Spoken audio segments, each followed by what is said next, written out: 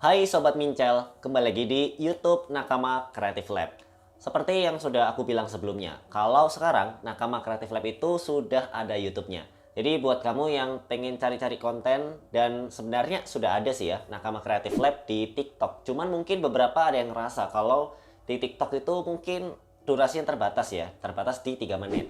Makanya aku berinisiatif buat membuat YouTube. Jadi untuk kamu yang ingin mendalami materinya lebih dalam lagi dan lebih panjang tentunya secara durasi, kamu bisa nonton di YouTube ini.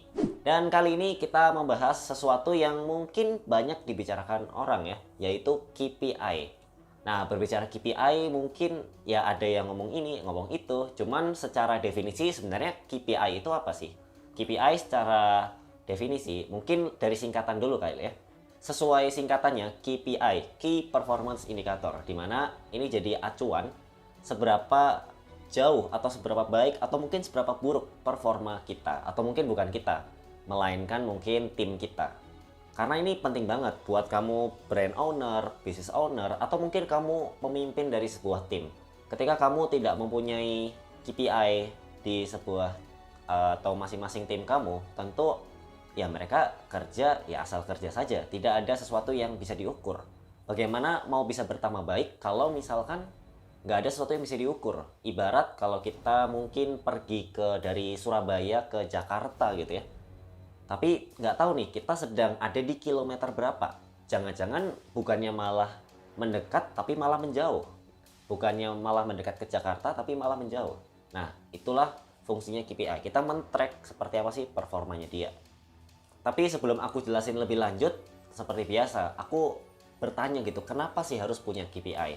Sebenarnya sudah aku jelasin tadi sih, supaya kita bisa men-track atau melacak gitu, seperti apa sih performa dari tim kita, atau mungkin bahkan kita sendiri, buat kamu yang mungkin pelaku sosial media itu sendiri, khususnya sosial media spesialis ya, yang kita bahas kali ini. Karena memang sosial media spesialis ini pekerjaan yang cukup ramai dan banyak demand-nya ataupun banyak supply-nya. Nah, ini cukup unik ya. Supply-nya banyak gitu ya. Mulai dari fresh graduate, berbagai background, ada yang bahkan aku lihat ada background perikanan ada, kemudian background history atau sejarah juga ada, atau mungkin teknologi juga ada.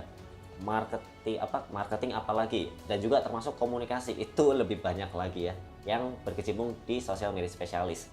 Atau bukan hanya supply-nya tapi dari demand-nya, brand-brand yang membutuhkan itu lintas industri, mulai dari kosmetik atau mungkin F&B ya, food and beverage, atau mungkin dari segi tingkatannya yang mungkin dari segi bisnisnya masih kecil, masih merintis, atau mungkin masih pertengahan, growing ya, mungkin 10 karyawan, 20 karyawan, itu ya juga butuh gitu sosial media spesialis. Jadi ini unik ya pekerjaannya, supply-nya banyak tapi demand-nya juga banyak gitu, karena memang lagi rame juga. Lalu kalau kita kembali lagi ke pembahasan KPI, KPI sosial media spesialis itu sebenarnya seperti apa sih? Nah, kalau aku membagi KPI itu menjadi 3 aspek. Nah, seperti apa tuh? Yang pertama ada proses. Jadi proses, kemudian yang kedua ada output, dan yang ketiga ada outcome. Nah, aku akan jelasin satu persatu, dan juga nanti aku akan kasih tahu juga seperti apa sih contohnya, mungkin kamu belum terbayang ya. Nah, dari yang pertama proses. Proses mungkin bisa kita ibaratkan, enaknya kita ibaratkan membuat nasi goreng gitu, karena akan lebih mudah dicerna ya kalau sesuatu materi itu kita pakai analogi atau ibarat. Nah, andai kita menggunakan analogi membuat nasi goreng, nah di proses ini kita benar-benar melacak performa dari segi prosesnya. Contoh, seberapa lama nih menggoreng nasi gorengnya? Oh, ternyata kelamaan atau mungkin terlalu cepat, yang harusnya mungkin 10 menit, atau nggak tahu ya, biasanya kalau bikin nasi goreng itu seberapa lama, mungkin 5 menitan lah ya, 5 sampai 10 menit, ternyata dia kelamaan gitu ya, 20 menit atau 30 menit. Nah, itu masuk ke proses. Nah, contoh realnya apa? Contohnya seperti ketepatan waktu pengerjaan misalkan, yang harusnya mungkin tepat waktu 100%, tapi ada momen dimana dia nggak tepat waktu nih. Bisa jadi 80% atau 90% gitu ya. Penilaian 80%, 70% baik atau buruk itu kembali lagi ke perusahaan atau brand atau bisnis masing-masing. Kalau kamu mempunyai bisnis dan menganggap 70 atau 80% itu buruk atau mungkin sedang gitu ya, silahkan. Tapi kalau misalkan itu sudah cukup baik, ya silahkan juga. Jadi itu semua kembali ke kamu. Dan juga contohnya mungkin 4 kali mengikuti meeting, itu juga termasuk bagian dari proses. Karena apa? Ya logikanya gimana mereka mau mengeluarkan proses atau mungkin ide kreatif kalau misalkan ya dia nggak pernah ikut meeting, atau mungkin dia nggak hadir atau telat mungkin. Itu tentu akan mempengaruhi output atau bahkan outcome. Ya tentunya ketika dia terlambat mungkin ada sesuatu yang dia miss, itu juga akan termasuk. Nah itu yang pertama ya, ada proses. Dan yang kedua ada output. Jadi output ini apa? Sesuai namanya, output. Jadi apa yang dia keluarkan. Contoh kalau dalam kasus nasi goreng tadi, ya nasi goreng itu yang dia buat gitu. Contoh misalkan bikin nasi goreng apa ya? Nasi goreng kambing gitu ya, nasi goreng kambing. Ya udah, berarti outputnya adalah contoh kalau misalkan dalam sebulan harus membuat 10 nasi goreng kambing gitu. Ya sudah, berarti 10 nasi goreng kambing tadi ada atau tidak? Oh ternyata cuma bikin 7 nih gitu kan, karena mungkin tadi kelamaan misalkan ya dari prosesnya gitu. Karena cuma dapat bikin 7 doang nih, 7 nasi goreng. Ya udah, berarti berapa tuh? 7 per 10, berarti 70% doang dia memenuhi si outputnya. Lalu kalau contoh dari dunia nyatanya seperti apa? Nah contoh kalau dalam konteks sosial media yang harusnya misalkan, ini misalkan ya 30 reels dalam sebulan, ternyata dia ada bolong-bolong nih, misalkan bolong berapa? 5 katakanlah, berarti 25 reels dalam sebulan yang harusnya 30. Ya mungkin persentasenya bisa dihitung sendiri aja ya. Atau mungkin nggak harus reels ya, bisa stories, bisa konten apa, video, short video, atau mungkin konten tweets mungkin ya, ketika kamu punya Twitter dan itu juga masuk ke KPI dari output kamu, silahkan juga. Atau mungkin kalau kamu punya konten copywriting, mungkin social media spesialis kamu khusus copywriting, bisa juga. Misalkan 30 copywriting konten dalam sebulan misalkan. Ya tentu ini nggak harus 30 ya, bisa 15, bisa 10. Karena apa? Karena KPI itu nggak bisa disamaratakan semua perusahaan. Ada yang memang capable-nya ya 15 doang sebulan gitu. Ada juga yang ternyata capable nih harusnya 60. Karena apa? Misalkan ya timnya banyak gitu misalkan. Atau 90 reels dalam sebulan. Bisa aja, tergantung resource atau sumber dayanya. Kalau misalkan yang harusnya cuma bisa 15 tapi kamu paksa 30 gitu, yang ada takutnya malah asal-asalan gitu kan. Atau sebaliknya, kamu punya tim banyak tapi nggak menggunakan dengan optimal, yang ada malah ya nganggur, gabut ya, nggak ngapa-ngapain gitu. Makanya harus dioptimalkan. Lalu yang terakhir, yang ketiga, setelah tadi proses ya kan, kemudian ada output, dan yang terakhir ada outcome. Nah ini mungkin agak mirip-mirip ya sama yang tadi, output. Sebenarnya bedanya apa? Bedanya kalau output itu nasi goreng tadi. Tapi kalau outcome, itu contoh kalau nasi goreng, itu berarti membuat orang yang makan, oh enak nih nasi gorengnya. Kemudian mereka balik lagi. Mungkin nggak cuma balik ya, dia ngajak temennya gitu, kemarin nasi gorengnya enak tuh. Nah, berarti outcome-nya apa? Misalkan contoh nih, oh berarti orang yang makan kemarin, itu ngajak temennya 2 orang misalnya. Berarti yang datang next-nya 3 orang. Itu outcome. Jadi dampak dari nasi gorengnya.